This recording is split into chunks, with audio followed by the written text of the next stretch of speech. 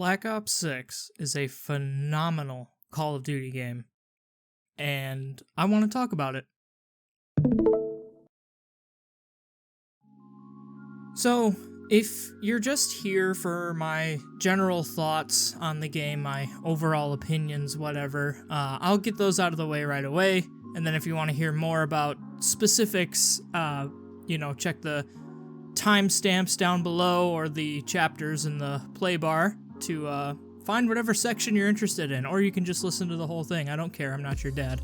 But yeah, so for the overall thoughts on the game, I would say that it really feels like a sort of return to form for Call of Duty. And what I mean by that is that Black Ops 6, in my mind, feels like the closest thing to a classic Call of Duty we've gotten in a very long time, probably since Modern Warfare 2019 at least, because that was where everything changed, you know what I mean? Everything for the game changed. But now, we've got Classic Prestiging return, which is phenomenal, and I'll talk about that in the multiplayer section. We got headshots / critical kills to get camos, and there is tons of day one content. Not like tons in the sense that like the game would never need updates or to have anything added to it, but there's enough for me personally to be like, okay, this is a lot. Like, a lot of this stuff could last me the entire year, like the mastery camo grinds and the prestiging, the maps, all that stuff. I feel like there's enough variety in what we were given on launch to where it could last a little longer than usual. We would usually get from a AAA game these days, you know what I mean? A lot of games nowadays feel like they just sort of come out and then you're almost waiting for the first update, the first content update, like a week after the game came out. And after a week of Black Ops 6, I really don't feel like we need anything yet. Like, waiting until the Season 1 starts in November 14th, it doesn't seem like that bad to me, honestly. I feel like just from day one, we've gotten quite a bit of stuff. As well, the game also feels quite polished. Like, obviously there are some bugs, but they're not totally game-breaking. They're more so just like rough edges that will definitely be sanded out over time. I guess maybe to use a different phrase, kind of connecting it to what I said before, the game feels polished and complete. Like, I feel like we got a full package this year. Like, we're not waiting for anything. We're not waiting for a big patch to come through and fix a bunch of game-breaking bugs. We're not waiting for Season 1 to come along, add in a bunch of new stuff so we're not bored anymore. So I'm hoping that there are some bugs that will be polished out over time, but all in all, the product feels pretty polished. I haven't had very many problems personally of like game crashing or anything like that. I've had some connectivity issues, but nothing like super horrible, mostly because of the fact that Zombies is like always online and I've lost connection a couple times, but we'll talk about that later. The next thing I kind of want to get into is the weapon models and like the weapon sounds, gunshots and stuff. They are eye and ear melting respectively. I think that the guns in this game just look gorgeous, especially that AK model, the AK-74. I think that thing just looks absolutely beautiful. Like, when I first saw it in the beta, I literally stopped and was like, oh, this gun looks gorgeous. Like, I love this thing. But even then, like, all the guns just sound really good. They sound, they got like a little bit of a punch to them. The suppressed weapons, or if you're using a suppressor, they still have a nice little oomph to them while being, a little subdued because it's a suppressed gun. But, yeah, guns, they look and sound great. And finally, to sort of close the overall section out, I'll say it's just fun, man. The game just is fun. And I think I've seen a lot of sentiment online sort of agreeing with that. Like, this is the most positivity I've seen around Call of Duty in a very long time. And it's like, for the first time in a long time, I don't feel like people hate this game. Like, yeah, it's got its problems here and there. Like I said, there are little rough edges that'll probably have to be smoothed down over time. But, like, all in all, people seem to love this game. And I'm right there with them. this, like I said, this game is just fun. It feels good to play. It feels rewarding to play, which I think is a great thing that's sort of carried over from Modern Warfare 3. Obviously, we'll have to see what the game looks like a year from now, but Modern Warfare 3 was very rewarding to play, with weekly challenges and daily challenges, aftermarket parts, events, and camos, and all that stuff.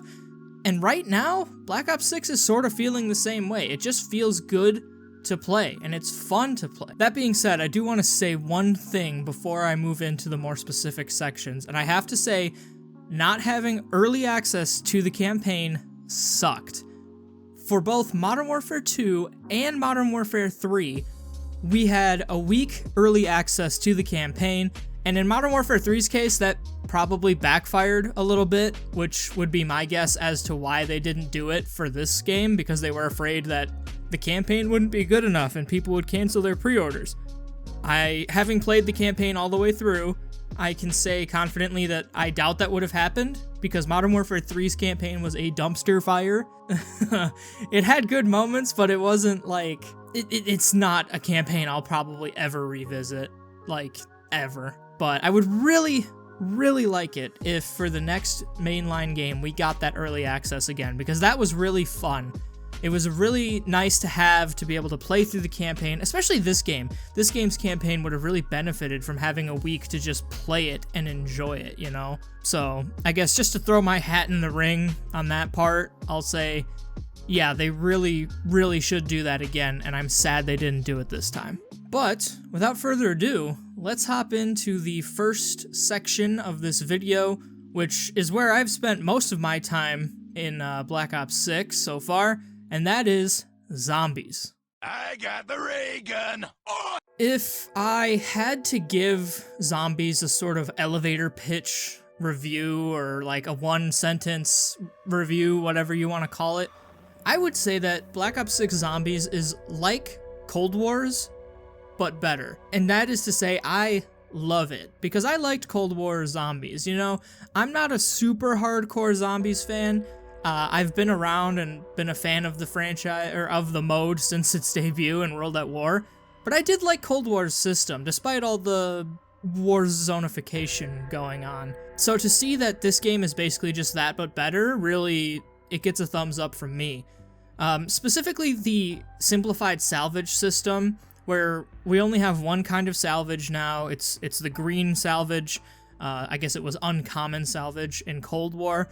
There's no more blue salvage. There's no more rare stuff. It's all just one thing, and every time you pick it up, you get 50 salvage, and then you can use that to upgrade your guns, get ammo mods, stuff like that. You know, you can craft your tacticals and lethals and whatnot.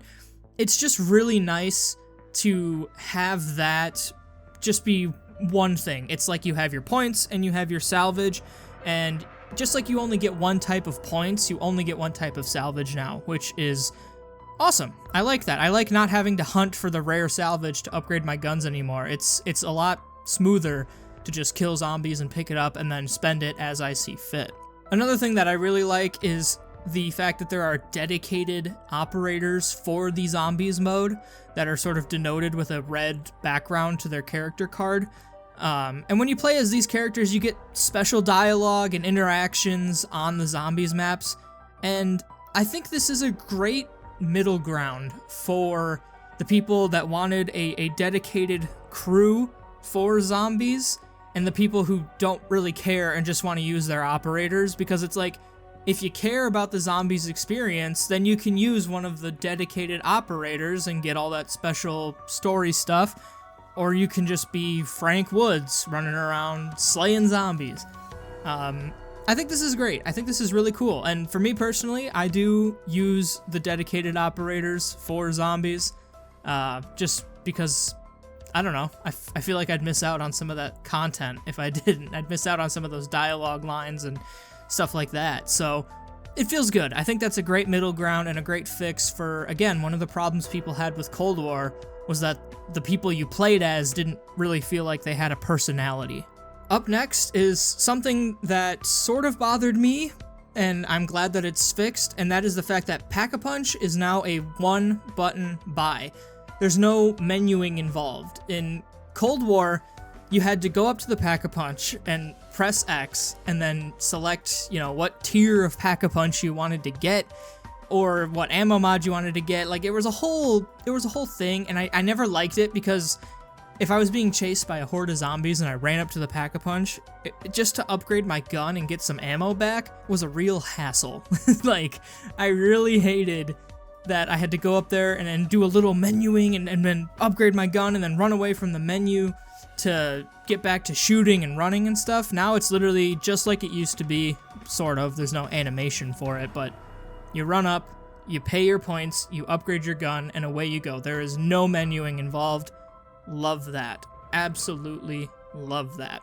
And the final thing I have on this sort of little sub-list for, Cold War but better, is the fact that Wonder Fizz is locked until round 25. I think this is really nice because I like Wonder Fizz as a concept, and in fact, I liked how it was in Origins, where it was just like a mystery box, but for perks, I didn't mind it so much when it was that, but the fact that in Cold War, when it was brought back, it became a thing where you could just literally buy all of your perks from one machine.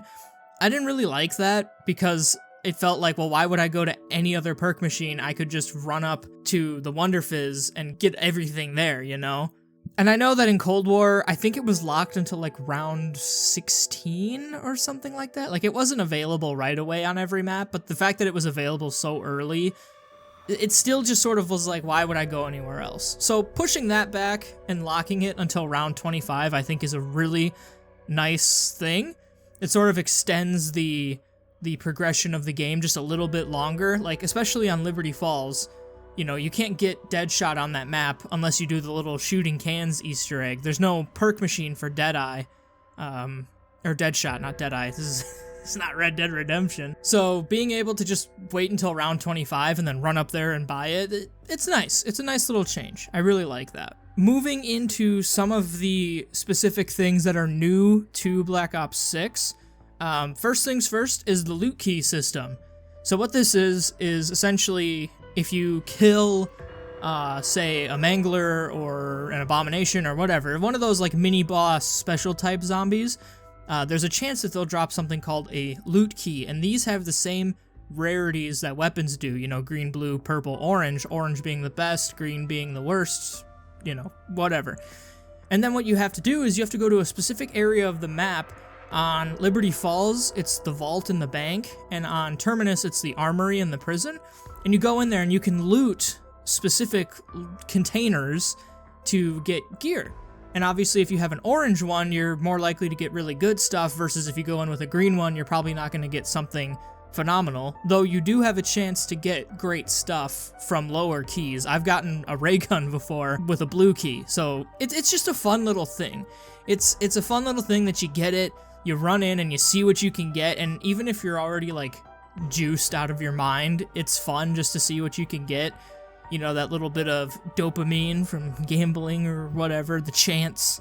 And if you get one early enough and you open it up and you get a free perk or something, like I know I've gotten Deadshot on Liberty Falls on like round 18, which was, 7 rounds before I could buy it normally. I think it's a great system, and I'm very happy that they did it, and I'm hoping to see it evolve a little bit over time as we get more maps and more guns and perks and all that stuff. So up next we have the augment system, which I think is pretty cool, but I'm not sure if I like it any more than Cold War's upgrade system.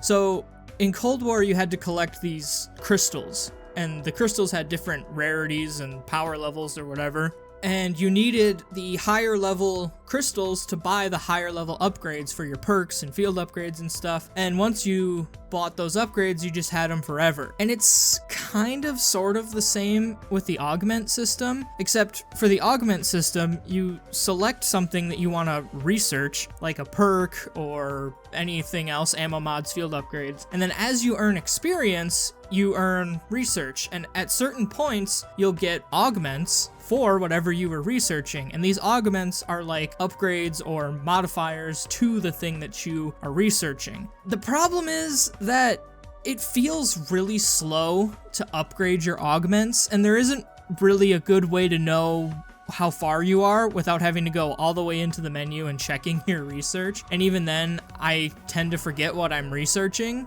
until I go back and check it.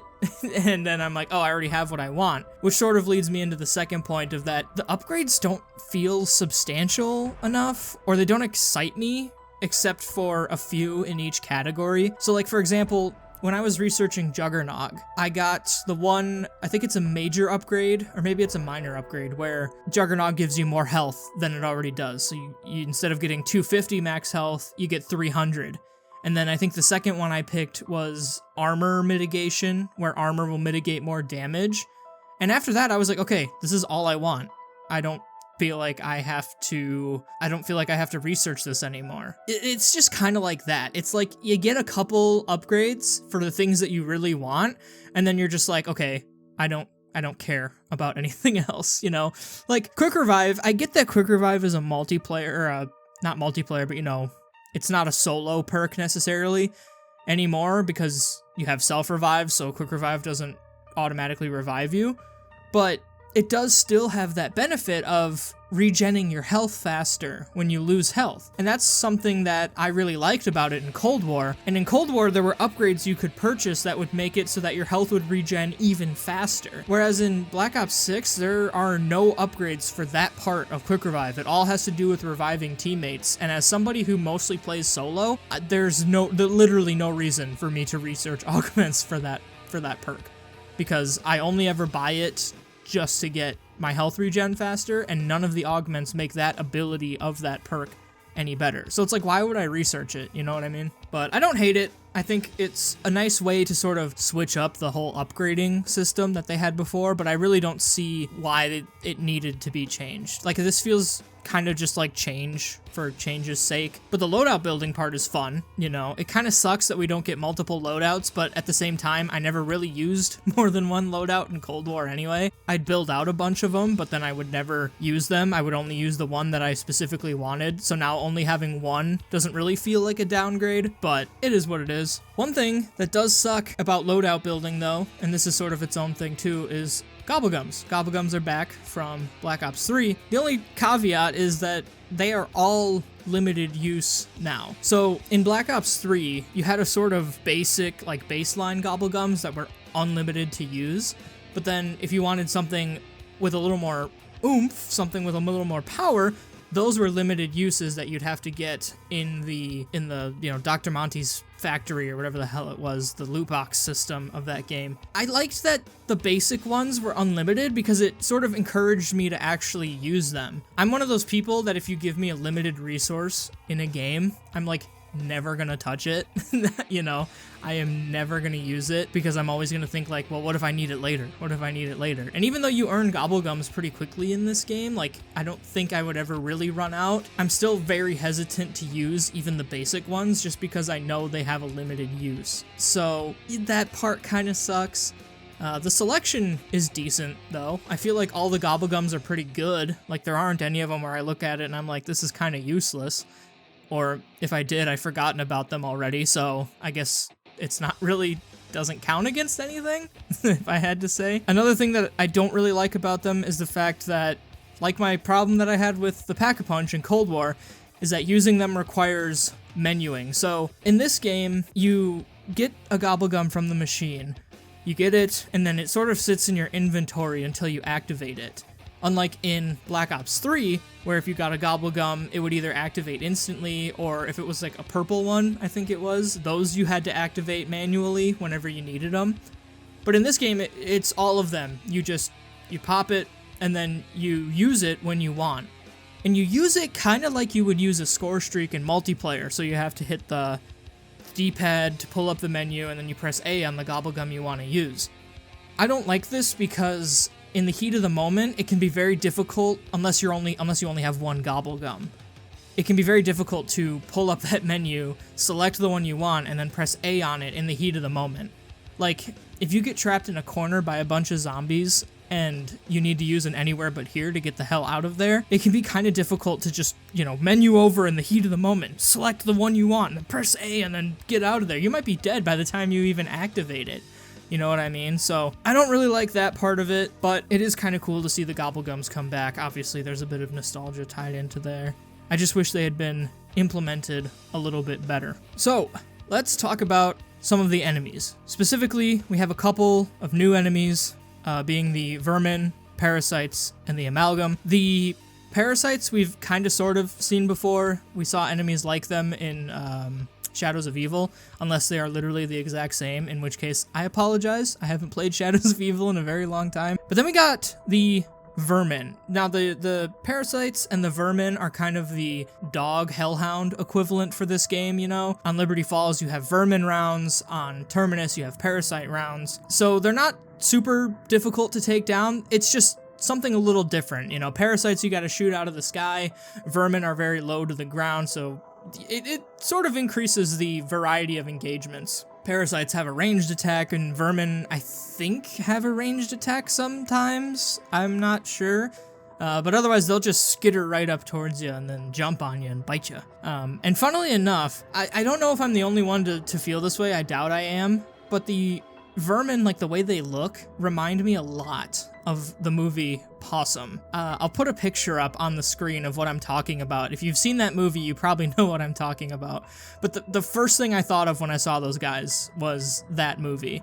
And the little possum spider thing. I don't know. You'll see the picture. You'll know what I'm talking about. But then we finally have the amalgam. Now, the amalgams are only on Terminus thus far. And they are like the elite, I think they're called the elite boss, you know, because we have manglers, which are specials, and then we have the amalgams and the abominations, which are the elite enemies. Initially, I didn't like the amalgams because I thought they were like way too tanky and that they can heal themselves, and their little grapple attack is super annoying. But as time has sort of gone on, I've warmed up to them a little bit. I still don't like the grapple attack. I feel like that can grab you pretty unfairly and end your games pretty unfairly. But overall, I don't think they're too bad. They look really grotesque and it looks kind of cool, honestly. Some nice new enemies to have. But we also have returning enemies like the Mangler, the Abomination, and those guys are still cool. Manglers are still kind of pushovers, but I don't mind that at all. It's fun to just blow their armor off, and then as they run at you, you just kind of blow them away. And obviously you can shoot their arm cannon as they're like charging it up, which is just really funny. But the Abominations, while I don't hate them completely, I do have a sort of problem with them because they're like Margwas, but worse in a sense, because Margwas always had their mouth open and it didn't take like 100 rounds to pop one of their heads. But the Abomination, it feels like they never open their mouth, and then with the amount of zombies that you have chasing you at any given time, it can be so hard to do any real damage to the Abominations. Unless you're using like a shotgun or the ray gun or something. The ray gun just tears through the Abomination, and so do shotguns. Shotguns are very good in zombies, again, this time around, but it's, you know, they're like mini bosses. I can't really complain too much about how hard mini bosses are in any game, really. And the final thing I have before we start talking about each map specifically is just the fact that returning to round-based gameplay is so peak.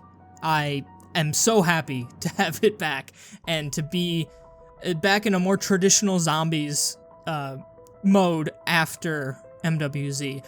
I didn't totally hate MWZ, but it was not what I was looking for in a zombies mode at all. You know, it didn't have the same sense of progression that regular zombies does, and the fact that it was just on the Warzone map and it was so big and wide open, it wasn't my cup of tea after a while.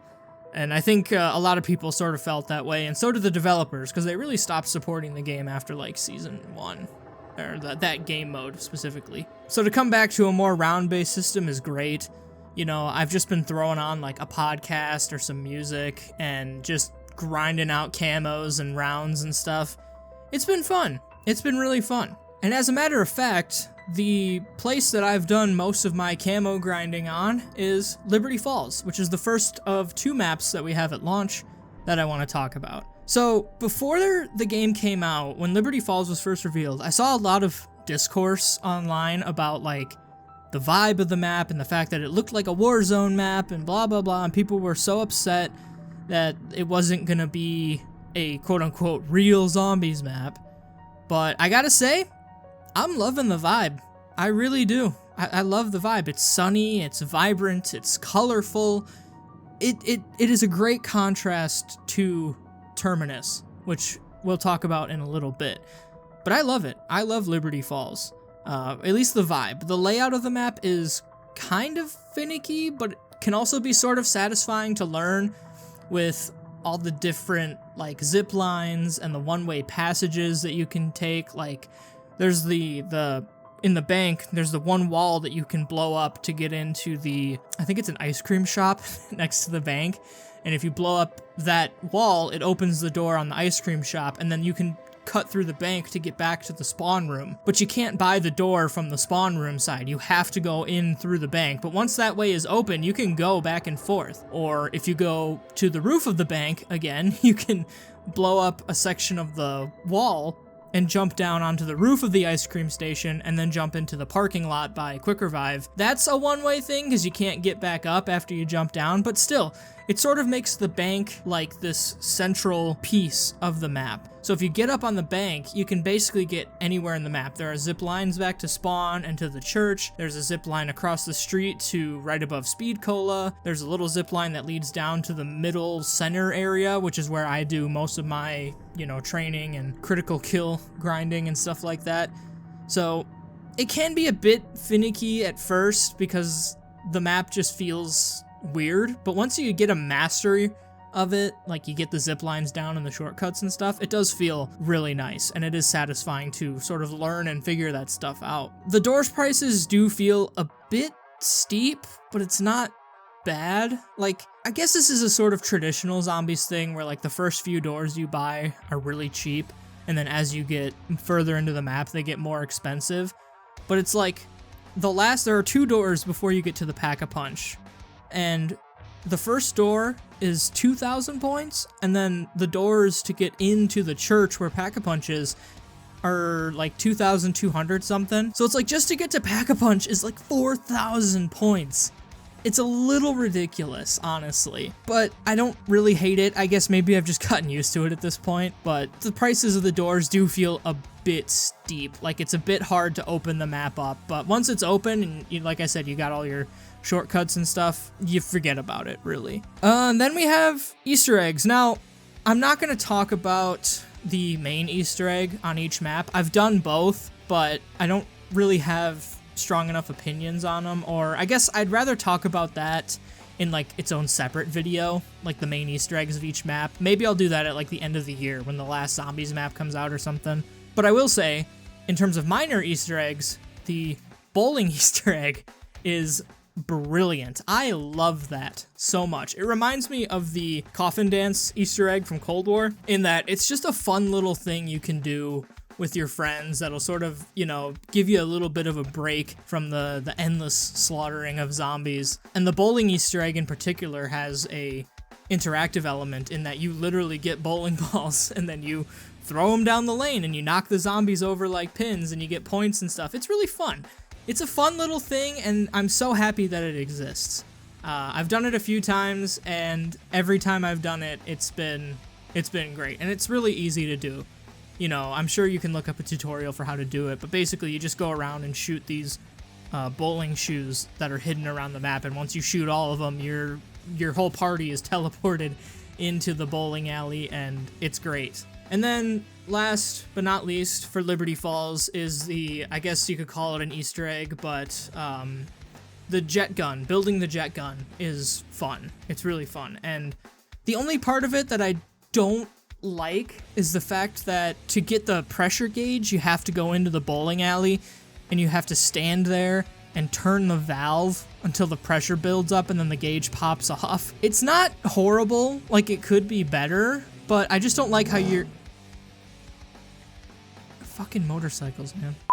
I just don't like how you have to stand there and turn the gauge, and if you're playing solo, there's literally nothing you can do because the game will spawn extra zombies on top of you to sort of prevent you from doing it, which is kind of neat. It like requires some skill, but at the same time, it's just really annoying when you want to just get this step done.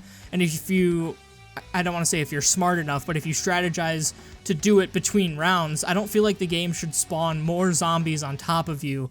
Like, you should be given that time to get it done. That part's kind of tedious, and so is having to get the wires from the one shop, because you either have to use a mutant injection or a mangler cannon, and those can be kind of difficult to come across unless you just craft a mangler cannon, or if you get lucky and get one from a mangler. But manglers don't spawn until round 11, and even then it's only one. So if you don't get it from that one, then you're kind of SOL.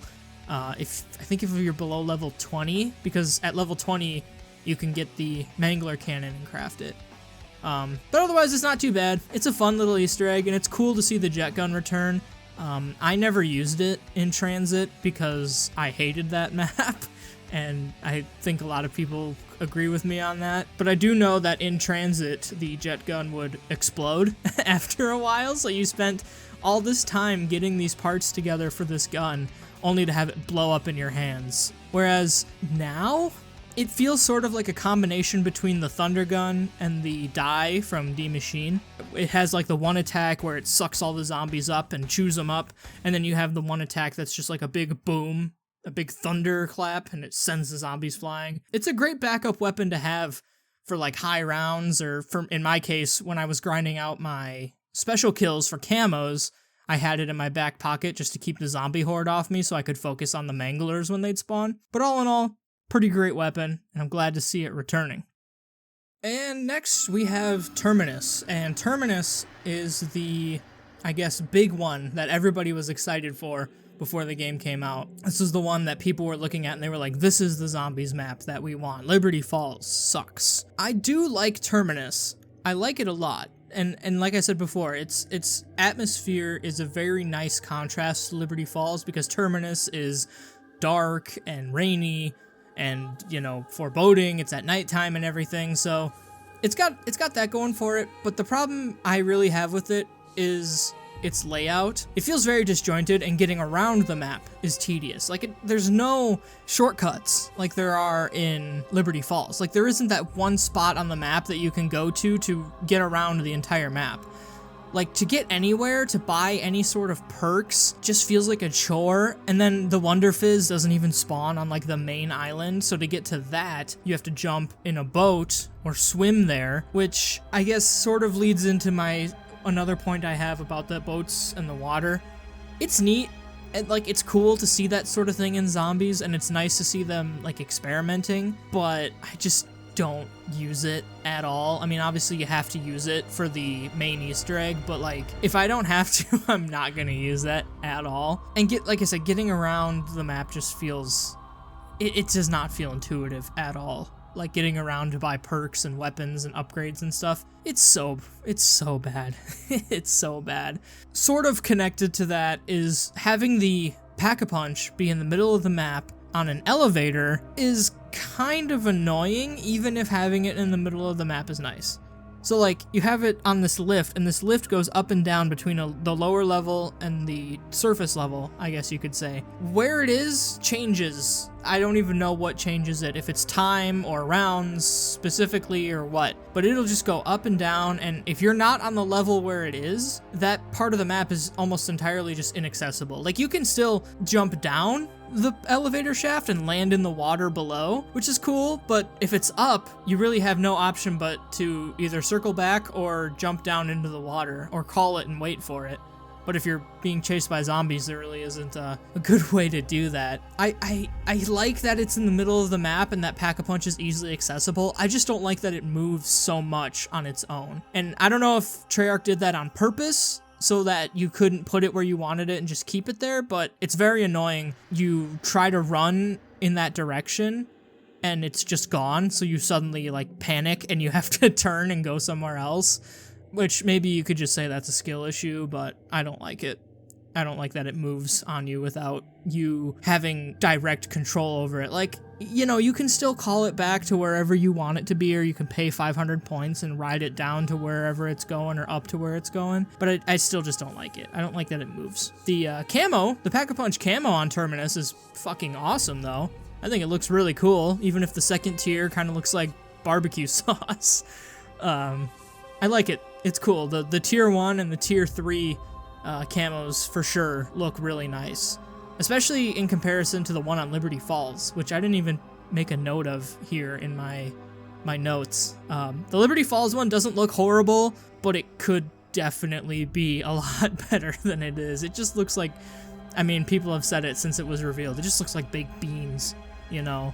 The blue and red one, the second tier one, looks alright, and the last one is kind of cool, like it kind of reminds me of like cotton candy. The Terminus Pack-a-Punch camo is definitely the one that I prefer. But that's all I really got to say about zombies. All in all, the package this year is pretty good. I'm excited to see what it's got coming. Like I said, I've been grinding out the camos on it, just listening to music or podcasts or audiobooks or whatever the hell I want to put on in the background while I do it. And it's very relaxing. It's very relaxing. A big reason for that is just being back to the round-based style, having smaller maps where you just run in circles and shoot zombies for hours. I don't, you know, you say that in a vacuum and you gotta wonder how fun that can be, but it's fun, man. It's very chill, and I love it. I'm excited to see what the future of the mode is going to look like. That being said, let's move on to the next biggest section of this video, which is the multiplayer.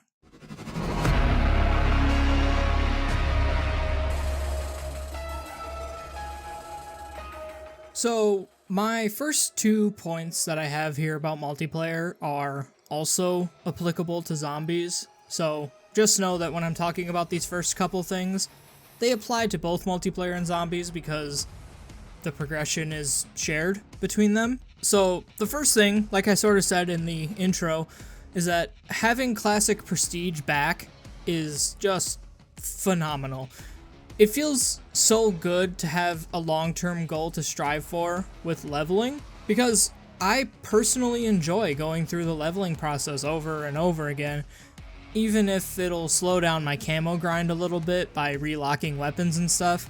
You know, my favorite part about Call of Duty every year when a new one comes out is going through the level progression and unlocking weapons and stuff and perks and kill streaks and all that stuff. When Modern Warfare 2019 sort of changed it and made it like the seasonal prestige thing, I didn't like it. I didn't like it at all, because after you hit max level and you started going through your seasonal levels, you had everything unlocked. So it was like the game got stale for me personally, because it was like I never really had anything to go for until there were new weapons and stuff added to the battle pass or throughout the seasons or whatever. And it also just, I felt like a massive nerd, you know, getting up to like those super high levels and not really getting much to show for it in terms of like a little, you know, the icon next to your level. It just didn't carry the same weight that the Classic Prestige system does. And even though you can still look at somebody that is a high prestige and be like, that guy's a fucking nerd, you can also look at it and be like, that emblem is pretty cool though. And I will say all the prestige emblems for this game look pretty good. They're not like the greatest of all time, but they're definitely serviceable. And the fact that they all sort of reference older Treyarch games is a nice touch, especially for me, you know, a longtime fan whose first Call of Duty game was World at War. To see, especially Prestige 1 and 2, to see how they pay homage to World at War, it's neat. And I like that. Like I said, I enjoy resetting my level and then having something to work for every single Prestige. And if you don't like it, you don't have to partake. You can just hit level 55 and just sit there forever. But for those of us who want it, it's there. And I think the rewards you get for prestiging are also just sick. Like back in the day when you prestiged, your only reward was the prestige icon itself, and then maybe you'd get a permanent unlock token, which you do also get in Black Ops 6. You get a permanent unlock token to unlock a piece of gear, or, you know, a weapon, a perk, wild card, whatever, score streak, whatever you feel like. But on top of that, you also get the cosmetic rewards for prestiging. Like for Prestige 1, you get that zombie operator skin, and you get the emblems and the loading screen and stuff. And the fact that, like I said, each prestige is themed after older Call of Duty games means that the rewards you get at each prestige are themed after older Call of Duty games. So for example, like I said, there's the zombie skin that you get at Prestige 1. I think it's Prestige 3, you get a Menendez operator skin and stuff like that. Like, it's just cool to see the references and stuff like that, as well as really incentivizing people to prestige, to engage with the system, because you get really cool stuff for doing it. So all in all, coming back to the classic prestige system, big thumbs up from me. And I really hope that whatever we've got coming in 2025 will continue this trend, because it's awesome, man. It's so good. And again, it ties into zombies a little bit because your level is shared between multiplayer and zombies. So playing zombies or multiplayer, either way, you're leveling up and you can prestige and then re-level playing whatever mode you want. Another thing that is shared between both zombies and multiplayer in terms of progression is the camo grind. Now, there are different camos for zombies and multiplayer, but the way you unlock those camos is the same. So, for an example, in multiplayer, you have to get 100 headshots to unlock all of your base camos. In zombies, it's like 2,000 critical kills. And then after that, you have 2 camos to unlock with the special challenges, and then you move into your mastery challenges. And I think this is one of the best systems we've ever had. Modern Warfare 2, 2022, really changed how we look at this camo grind, and there were a lot of great upgrades that game made. But one thing that really sucked was having to look at the challenges for each gun, and then also you had to level each gun to a certain rank to actually unlock the challenge for that weapon. And it was really annoying. It was really annoying, even though you only had to unlock 4 camos per gun.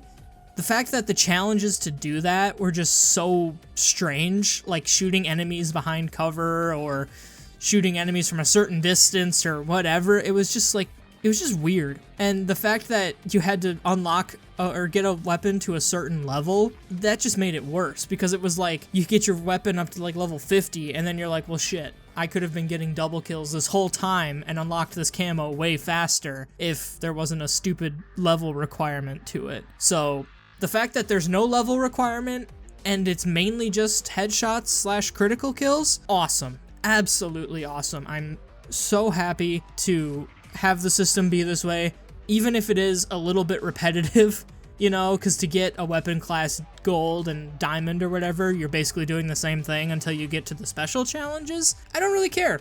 It's nice. And again, the no level requirement thing is just mwah. It is chef's kiss. It's awesome. And it's another thing. I really hope that the next game will sort of take notes from this, though I really doubt that it'll happen. Another thing too, all the mastery camos as usual, they look beautiful.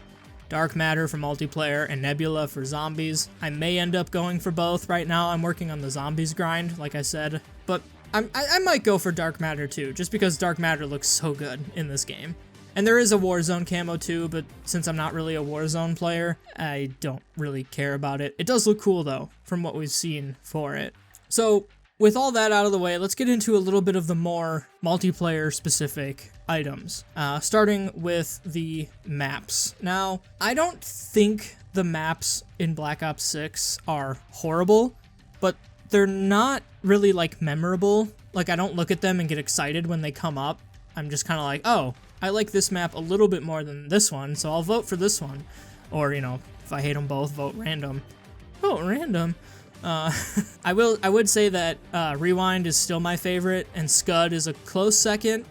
I might be one of the few people on Earth that actually preferred how Scud used to look. I don't really like how it looks now. I think it looks a little too bright. I liked the darker way it looked before, but that's just me. Those are still my favorites. The changes to Skyline make it a lot better than it was in the beta. So basically they've just added a few pieces of cover in certain areas of the map, and they also added some steps by the pool where like the B domination point is, so that you have a little more cover when you're down there, and I think those are really nice. The smaller maps like Babylon and Subsonic, they're just, I don't like them at all. They're just so chaotic. It feels like a poor middle ground between a regular map and a face-off map. I don't like it. I don't like them personally. I don't hate smaller maps. I just think that they're not the best in this game. However, in terms of small maps that I actually do enjoy is Nuketown, which was just added to the game on November 1st, literally yesterday at the time of me recording. And it's phenomenal as ever. Plays great, and it looks awesome. And one thing about this new version of Nuketown is before the map was released, I cannot remember the guy's name, but the map designer who has pretty much been at Treyarch, I think, since the original Black Ops. I think he was part of the team that designed the original Nuketown. He said that they wanted to take this version of the map, and instead of giving it its own unique theme, you know, like Nuketown 2025 or NUK 3 Town or the Cold War aesthetic in Black Ops 4, so on and so forth. Instead of giving it its own unique theme, they decided to just remake the original style because, and this is not exactly a word-for-word quote, but his reasoning he gave was because there are Call of Duty fans playing today who never experienced the original Nuketown.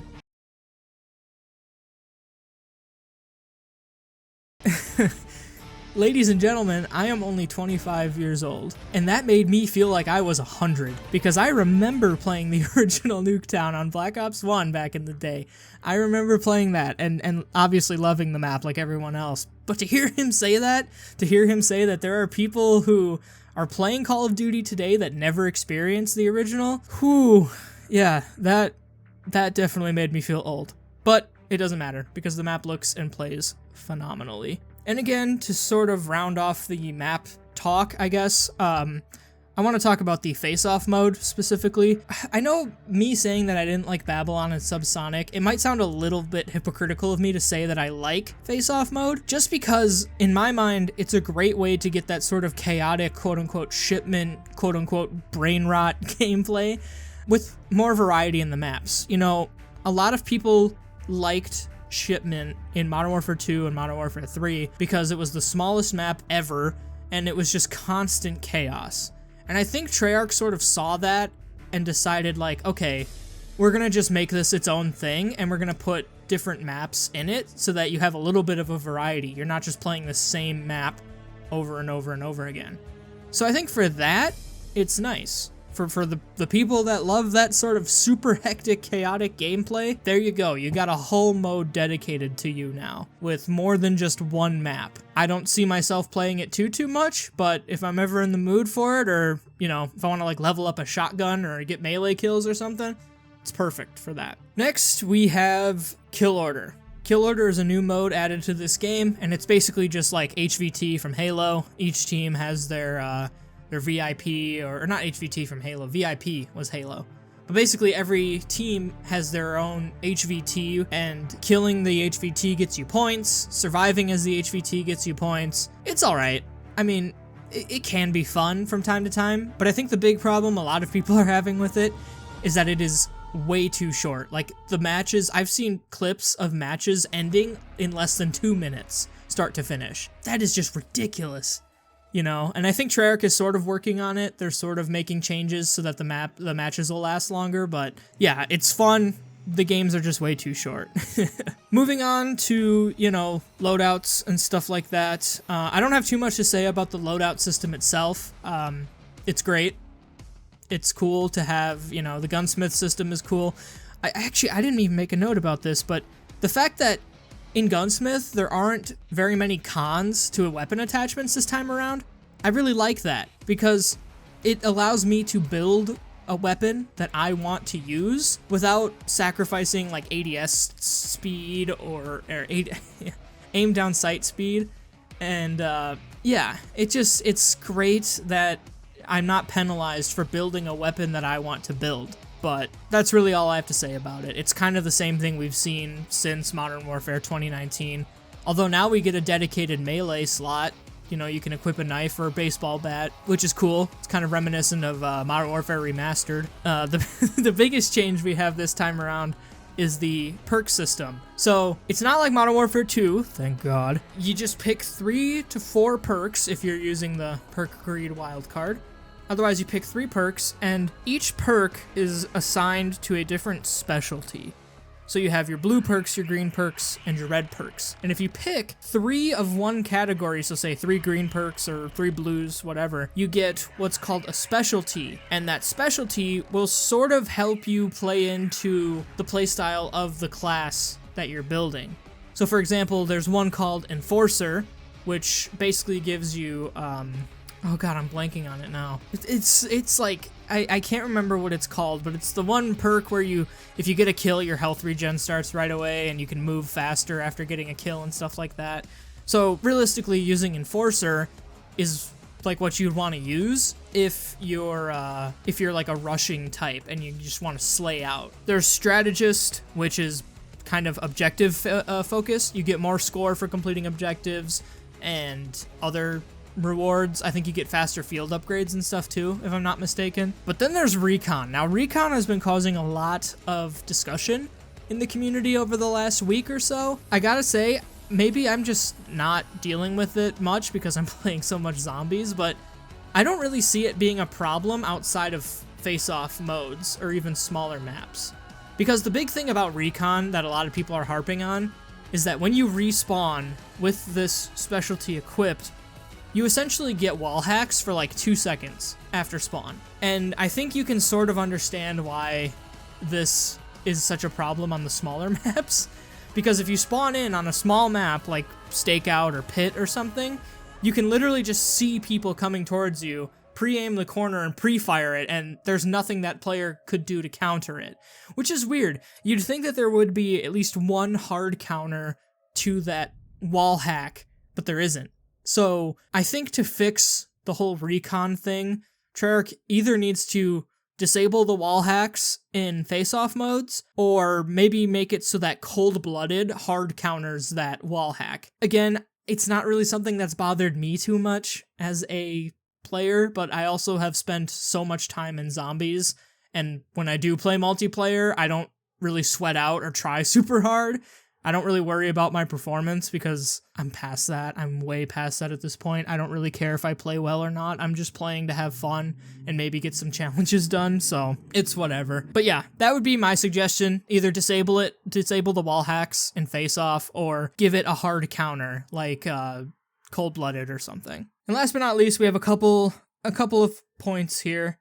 I will say that leveling weapons does feel a little bit slow. I mean, it's not like bad. I don't feel like I'm like drudging through weapon levels and stuff, but if we could get that just a tad quicker, like it doesn't have to be like permanent double XP or something like that, but just you know, turn the knob up a couple notches. Give me just a little more. But again, that's really more of a nitpick than anything. And last but certainly not least is the Omni movement, which is the big new mechanic for this game that people have been talking about, or I guess Treyarch has been talking about since release. And it is so nice. It is so nice. I even felt this way in the beta about how smooth it feels, and just being able to sprint in multiple directions. It was very weird at first in the beta, and then again when the game first launched, but honestly, I love it. I really, really love it. Just moving and getting around just feels better now. And the whole like corner slicing thing, like when you aim and then you go up to a corner and your character kind of auto leans around it, I really like that too.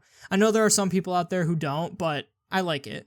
I think the whole Omni movement system is great, and again, it's another one of those things that I would love to see come back in the next Call of Duty. But that's all I really have to say about multiplayer. Again, I've spent more time in zombies than multiplayer, but that doesn't mean that the multiplayer is bad. I think it's very good, it's very fun, and I could see it being one of my favorites. It reminds me, again, of Cold War, and I don't see that as a bad thing because I like Cold War's multiplayer too. So I guess you could really just say this whole game, like Black Ops 6, is pretty much just Cold War, but better. Maybe that'll be the title of this video, maybe it won't. But all in all, I'm enjoying my time with it. Yeah, I'm looking forward to seeing again what the seasonal content is going to be like. But without further ado, to close this video out, let's talk about the campaign.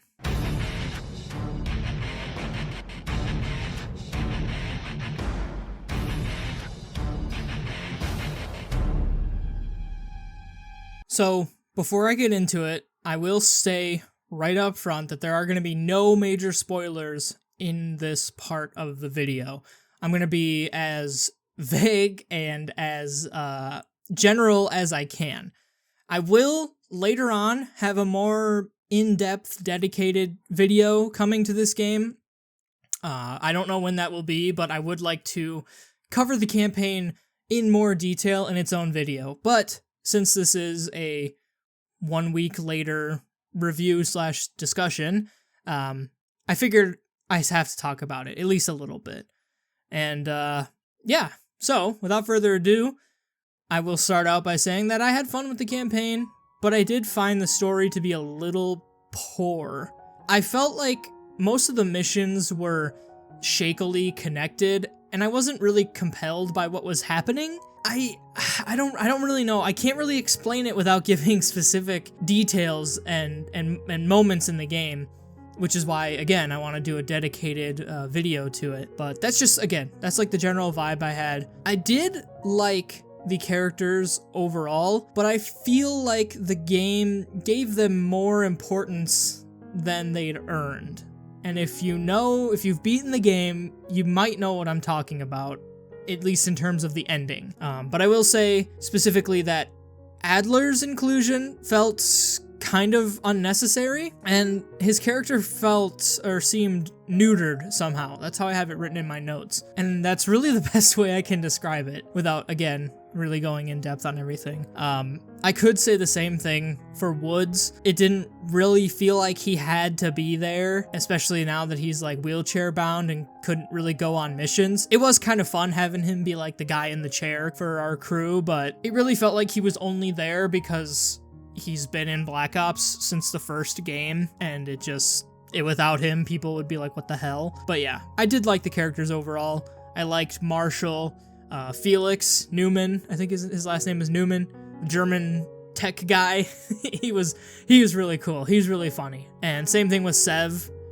She's pretty cool, like this sort of secret spy lady. She's got all sorts of disguises and stuff that she goes through.